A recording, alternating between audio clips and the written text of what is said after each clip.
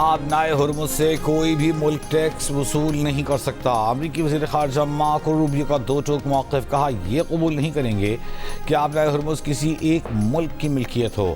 آبنائے ہرمز کی سیکیورٹی یقینی بنائی جائے گی۔ بحرین میں خلیج تعاون کونسل کے وزرائے خارجہ سے گفتگو میں کہا کہ ایران کے ساتھ معاہدے میں ہمارے اتحادیوں کے مفاد کا خیال رکھا جائے گا۔ یقینی بنائیں گے کہ ایسا کوئی فیصلہ نہ ہو جو ہمارے اتحادیوں کے مفادات کے خلاف ہو۔ ایسا پائیدار امن چاہتے ہیں جو حقیقی ہو، امریکہ اور اس کے اتحادیوں کی سیکیورٹی اور خوشحالی کو نقصان نہ پہنچاتا ہو۔ مارکو روبیو نے یہ بھی کہا کہ ایران کے ساتھ معاہدہ کامیاب بنانے کے لیے ہر ممکن اقدام کیا جائے گا۔ تکنیکی ٹیمیں 30 جون کو دوبارہ سوئٹزرلینڈ جائیں گی، ایران سے جوہری پروگرام پابندیوں سے متعلق بات کریں گی۔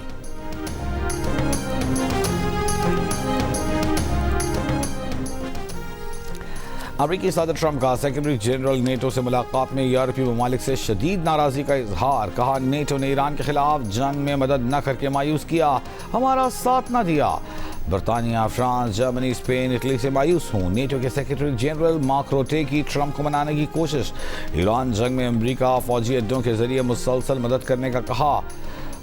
صدر ٹرمپ کے کردار کی تعریف کی، کہا ایران کے خلاف جنگ میں یورپی اتحادی امریکہ کے ساتھ تھے۔ آپریشن ایپک فیوری میں اٹلی سے 500 امریکی جنگی جہازوں نے اڑان بھری۔ رومانیہ نے امریکی افواج کو ہوائی اڈے پر سہولیات دیں۔ آبنائے ہرمز میں بارودی سرنگوں کی صفائی کے لیے بھی یورپی اپنے جنگی وسائل پہلے سے تعینات کر رہے ہیں۔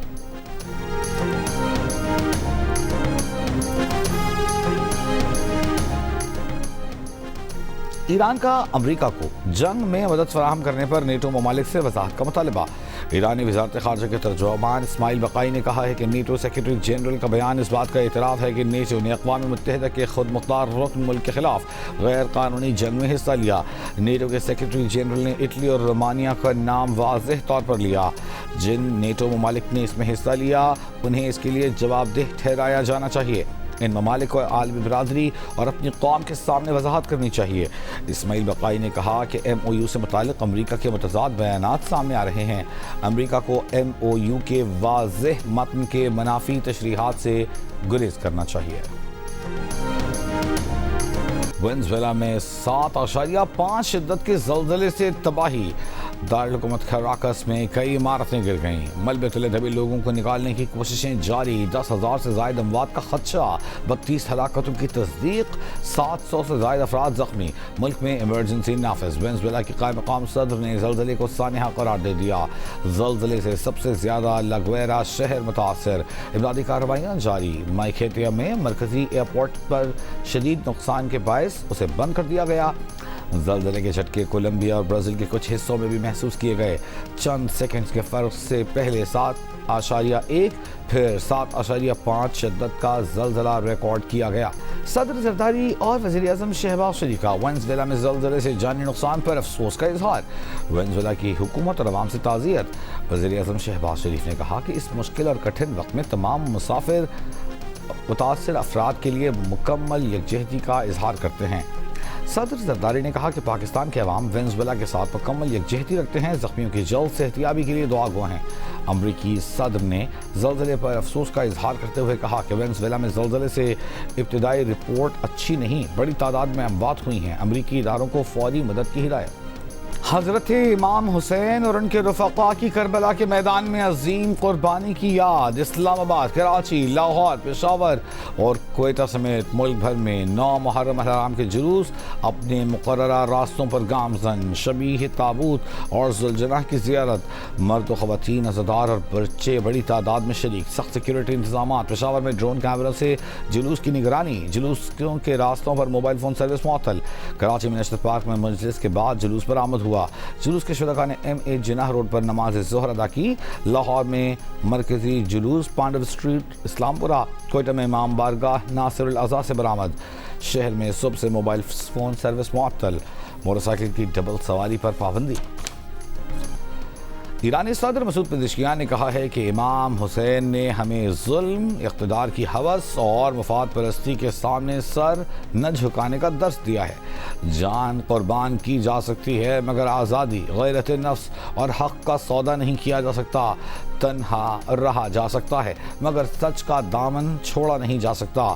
نہ ہم ظلم کریں، نہ ظلم سہیں اور نہ ہی ظلم کے سامنے خاموشی اختیار کریں۔ نائب وزیر اعظم اسحاق ڈار کا کہنا ہے کہ پاکستان کو تنہا کرنے کا خواب دیکھنے والوں کو رسوائی کا سامنا ہے۔ آج دنیا پاکستان کو امن کے علم بردار کے نام سے جانتی ہے۔ وزیر اعظم اور فیلڈ مارشل نے امن کے لیے دن رات کوششیں کی، خطے میں قیام امن یقینی بنایا۔ لاہور میں داتا گنج بخش کے مزار کو غسل دینے کی تقریب میں گفتگو کرتے ہوئے نائب وزیر اعظم نے کہا کہ پاکستان پیس میکر بن گیا، اب ہمیں معاشی قوت بننا ہے۔ وزیر اعظم شہباز شریف نے ڈوبتی معیشت کو سہارا دے کر دوبارہ پٹری پر ڈالا، اب استحکام اور نمو کی طرف بڑھ رہے ہیں۔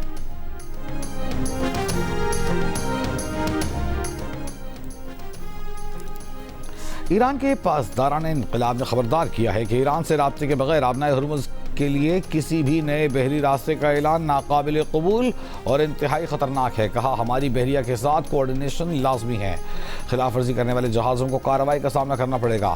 عمان نے آبنائے ہرمز میں عارضی بحری راستہ فراہم کر دیا۔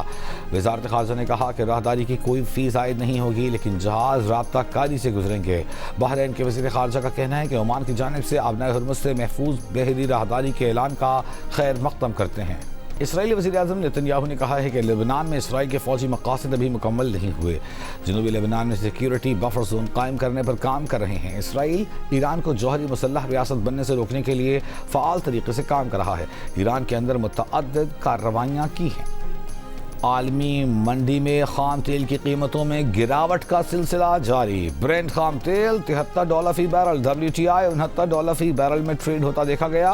UAE مربن $66 فی بیرل کی سطح پر موجود۔ جنگ زدہ جنوبی لبنان کی کوریج کرتے ہوئے جی نیوز کے سینئر اینکر پرسن حامد میر نبطیہ شہر پہنچ گئے۔ انہوں نے پروگرام کیپٹل ٹاک میں تباہال شہر کا جائزہ لیا، ساتھ ہی اسپتال میں کام کرنے والے پاکستانی ڈاکٹر سے بھی انٹرویو کیا۔ امریکہ سے لبنان آ کر کام کرنے والے ڈاکٹر سلمان دستی نے بتایا کہ اسرائیل نے کلسٹر اور فاسفورس بموں سے حملہ کیا تھا جس کے باعث بڑے پیمانے پر لوگوں کا جانی نقصان ہوا۔ ڈاکٹر سلمان دستی نے کہا اسرائیل جنوبی لبنان کو غزہ بنانا چاہتا ہے اور یہاں نسل کشی کرنا چاہتا ہے۔ پروگرام میں شریک سول ڈیفنس اسپتال کی انچارج ڈاکٹر سارا نے بتایا کہ اسرائیلی حملوں میں 1500 افراد زخمی ہوئے جبکہ 500 لاشیں ان کے اسپتال لائی گئی تھیں۔ بلاول بھٹو کی تنقید پر وزیر دفاع خواجہ آصف کا جواب، کہا بلاول کی تنقید کو ویلکم کرتے ہیں لیکن اپنے نقطۂ نظر پر قائم ہیں۔ آزاد کشمیر میں مہاجرین کی نشستوں پر سیاست ہو رہی ہے۔ سیاستدان کشمیر میں الیکشن کی وجہ سے جنگ میں قربانی دینے والوں کی توہین کر رہے ہیں۔ جینیس کے پروگرام آج شاہ زیب خان صادق کے ساتھ میں گفتگو کرتے ہوئے خواجہ آصف نے کہا کہ پارٹی اگر شٹ اپ کال دے گی تو خاموش ہو جاؤں گا۔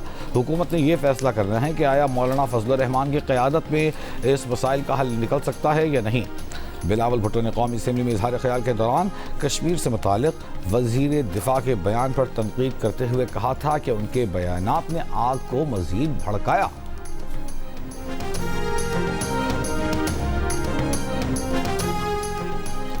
نون لیگ کے رہنما سعد رفیق کی بلاول بھٹو کے اسلام آباد اور لاہور میں بلدیاتی انتخابات جلد کروانے کے مطالبے کی حمایت، لیکن لاہور میں کراچی جیسا بلدیاتی نظام نہ لانے کا مطالبہ کر دیا۔ کہا کراچی کے پچھلے بلدیاتی انتخابات کے اسٹائل پر الیکشن کروانے سے انتخابات نہ کروانا بہتر ہوگا۔ لاہور پر کراچی جیسا بلدیاتی نظام نافذ نہ کیا جائے۔ لیگی رہنما نے مزید کہا کہ اس بارے میں کوئی مزید تفصیل جاننا چاہے تو جماعت اسلامی کے امیر حافظ نعیم الرحمان یا MKM کے خالد مقبول صدیقی سے رابطہ کر لے۔ 1 جولائی سے ٹیکسٹائل ملوں پر کیمرے نصب ہوں گے۔ FBR ذرائع کے مطابق 180 ملز مالکان کو حتمی وارننگ دی گئی ہے کہ کیمرے نہ لگوانے پر ملیں بند تصور ہوں گی۔ ٹیکسٹائل ملز کو کیمرے اپنے اخراجات پر لگوانے ہوں گے۔ شوگر، سیمنٹ اور کھاد فیکٹریوں میں کیمرے نصب کرائے جا چکے ہیں۔ نجی جائیداد پر موبائل فون اور ٹیلی کمیونیکیشن کمپنیاں ٹاور لگانے کے لیے مالک کی رضامندی اور باہمی معاہدہ بنیادی شرط ہوگی۔ وزارت قانون کا اعلامیہ جاری۔ ٹیلی کمیونیکیشن تنظیم نو ترمیم بل 2026 پر کمیٹی کی عبوری رپورٹ میں سفارش کی گئی ہے کہ نجی فرد یا ادارے کی جائیداد تک رسائی مالک کی مرضی کے بغیر نہیں ہوگی۔ قانون کا اطلاق عوامی اداروں، وفاقی، صوبائی اور مقامی حکومتوں پر بھی ہوگا۔ نجی رہائشی سوسائٹیز پر اطلاق اور جرمانے کی رقم کا دوبارہ جائزہ لینے کی بھی سفارش۔ وزارت قانون کا کہنا ہے کہ ترمیمی بل کا مسودہ 1 ہفتے کے اندر حتمی شکل دے کر مزید غور کے لیے پیش کیا جائے گا۔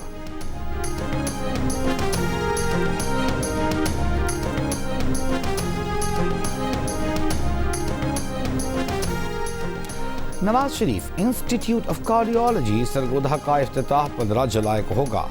جناح انسٹیٹیوٹ آف کارڈیالوجی لاہور کا 15 اگست کو افتتاح کیا جائے گا۔ ڈائسپورا ڈاکٹر پروگرام کی بھی باقاعدہ منظوری۔ وزیر اعلیٰ مریم نواز کا کہنا ہے کہ باہر سے آنے والے اسپیشلسٹ ڈاکٹرز اور نرسز کو بہترین پیکیج دیا جائے گا۔ کارڈیالوجی سرگودھا کو دیکھ کر ایسا لگ رہا ہے کہ سعودی عرب کا کوئی بڑا اسپتال ہے۔ امریکی ناصب الامور ناتلی بیکر کی وفاقی وزیر بحری امور جنید انوار چودھری سے ملاقات۔ پاکستان اور امریکہ کے درمیان بحری شعبے میں تعاون بڑھانے پر اتفاق۔ دو طرفہ تعاون بڑھانے کے لیے مشترکہ ورکنگ گروپ تشکیل دینے کا فیصلہ۔ وزیر بحری امور جنید انور نے کہا کہ بحری شعبے میں امریکی سرمایہ کاری دو طرفہ اقتصادی تعلقات مضبوط بنا سکتی ہے۔ نیتلی بیکر نے کہا کہ بحری ترقی، تجارت اور سرمایہ کاری کے فروغ کے لیے پاک امریکہ تعاون مزید مضبوط ہوگا۔ وزیر اطلاعات پنجاب اسما بخاری کی مشیر وزیر اعلیٰ ذیشان ملک کے ہمراہ فیصل آباد ڈویژن کے دورے۔ عاشورہ کی مجالس، جلوس اور ان کے روٹ کا جائزہ لیا۔ کمالیہ میں قدیمی امام بارگاہ کا بھی دورہ کیا۔ مجلس میں شریک خواتین سے گفتگو کی۔ انتظامیہ سے سہولیات سے متعلق تفصیل معلوم کی۔ اسما بخاری کو توبہ ٹیک سنگھ ڈی سی آفس میں سیکیورٹی امور اور عاشورہ انتظامات پر بریفنگ بھی دی گئی۔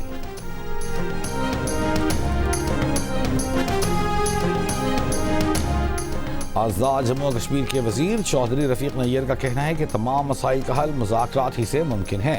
آزاد کشمیر کے پرامن ماحول کو خراب نہ کیا جائے۔ آزاد کشمیر حکومت مظاہرین کے ساتھ ہر وقت مذاکرات کرنے کو تیار ہے۔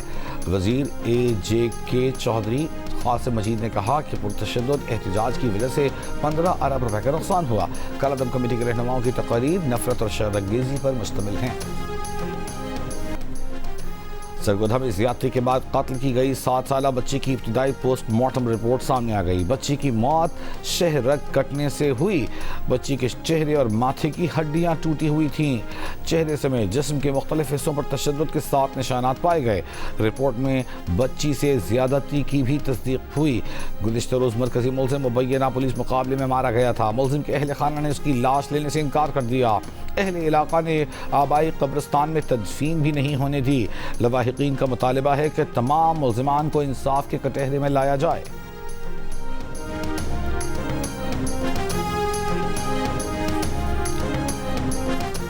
پشاور کے علاقے بدابیر میں لڑکی سے مبینہ اجتماعی زیادتی کے 3 ملزم گرفتار۔ متاثرہ لڑکی کے والد کے ساتھ جرگہ کرنے والے بھی زیر حراست۔ پولیس کے مطابق واقعے کے بعد جرگے میں مرکزی ملزم کی متاثرہ لڑکی سے شادی کا فیصلہ کیا گیا۔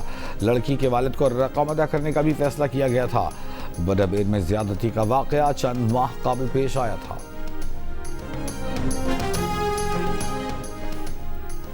پشاور کے علاقے متنی ادرزئی میں دہشت گردوں کی فائرنگ سے پولیس کانسٹیبل شہید۔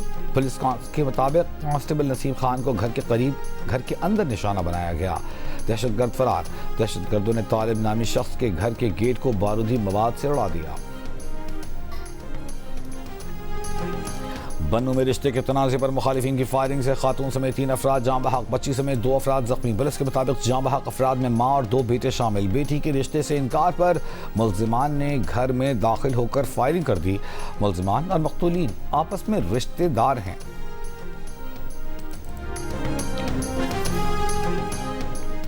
کراچی کے علاقے قائد آباد میں 3 سالہ بچی سے زیادتی کے بعد قتل کا کیس۔ پولیس کا 12 مشتبہ افراد کے DNA ٹیسٹ کرانے کا فیصلہ۔ مشتبہ افراد میں بچی کے انتہائی قریبی رشتہ دار بھی شامل۔ پولیس سرجن کے مطابق بچی کو تشدد اور جنسی زیادتی کا نشانہ بنایا گیا۔ محکمہ ریلویز کا کوئٹہ سے 2 روز ٹرین سروس معطل رکھنے کا فیصلہ۔ ریلوے حکام کے مطابق پشاور جانے والے جعفر ایکسپریس آج روانہ نہیں ہوگی۔ کل 26 جون کو بھی معطل رہے گی۔ ٹرین سروس ناگزیر وجوہات کی بنا پر معطل کی گئی ہے۔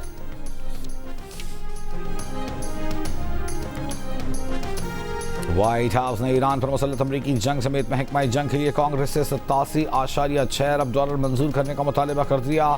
زیادہ تر رقم ایران کے خلاف جنگ کے آپریشن ایپک فیوری میں فوری ضرورت کے عوامل پر خرچ کی جائے گی.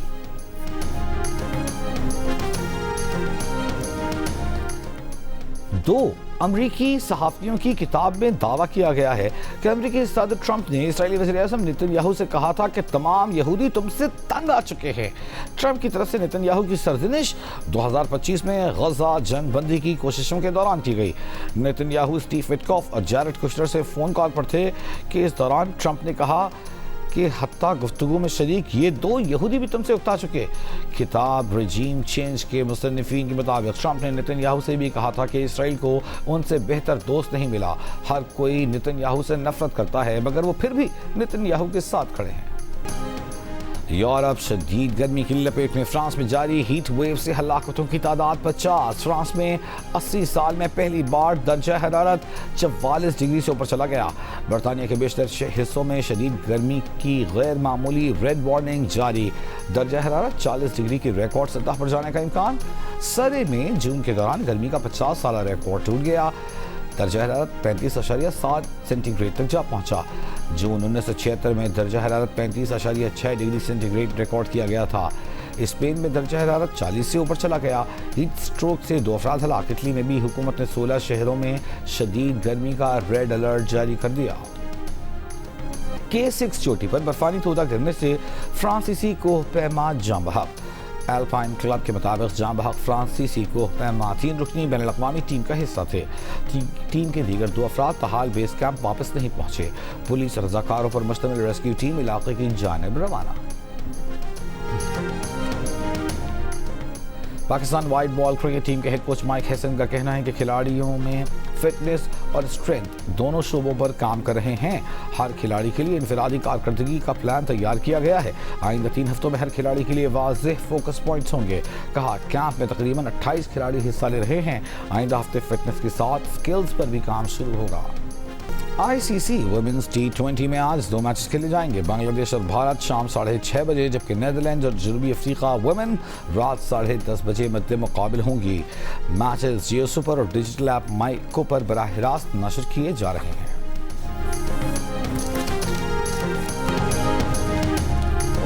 فٹ بال ورلڈ کپ میں آج رات گروپ ای میں 2 میچز کھیلے جائیں گے. رات 1 بجے کوراساؤ اور آئیوری کوسٹ ایکواڈور اور جرمنی آمنے سامنے ہوں گے. صبح 4 بجے گروپ ایف میں تیونس نیدرلینڈز اور جاپان اور سویڈن مد مقابل ہوں گے. ترکیہ امریکہ پیراگوئے اور آسٹریلیا کے درمیان میچ صبح 7 بجے شروع ہوں گے.